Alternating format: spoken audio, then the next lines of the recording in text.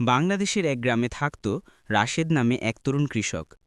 তার ছোট্ট একটা গরু ছিল, নাম ছিল গুগলি। গরুটি খুব দুষ্টু, কখনো মাঠে দৌড়াদৌড়ি করত, কখনো আবার সবজি ক্ষেত নষ্ট করত।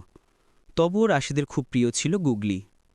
রাশেদের স্বপ্ন ছিল একদিন তার গরুটি বড় হবে, প্রচুর দুধ দেবে, আর সে সেই দুধ বিক্রি করে পরিবারের স্বপ্ন পূরণ করবে। কিন্তু সমস্যা হলো, গুগলি একেবারেই খেতে চাইত না। যতই ঘাস দিত বা ভুট্টা দিত, সে মুখ ঘুরিয়ে থাকত। একদিন রাশেদ বাজারে গেল এবং একজন বৃদ্ধ পশু চিকিৎসকের সাথে দেখা হলো। তিনি বললেন, বাছা, পশু ভালোবাসার যত্ন ছাড়া কখনো বড় হয় না। শুধু খাবার দিলে হবে না, তাকে খুশি রাখতে হবে। বাড়ি ফিরে রাশেদ গুগলিকে নিয়ে খেলতে শুরু করল। কখনো গান গেয়ে শোনাত, কখনো মাথায় হাত বুলিয়ে দিত। ধীরে ধীরে গুগলি খাওয়া শুরু করল। সে এখন ঘাস খেয়ে খুশিতে লাফালাফি করত।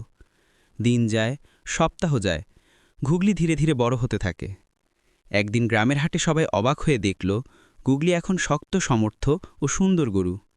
রাশেদ তাকে সাজিয়ে হাটে নিয়ে গেল। গ্রামের মানুষজন গুগলিকে দেখে মুগ্ধ হল। কেউ বলল, কি সুন্দর গরু, আবার কেউ বলল, এটা তো গ্রামের সেরা গরু।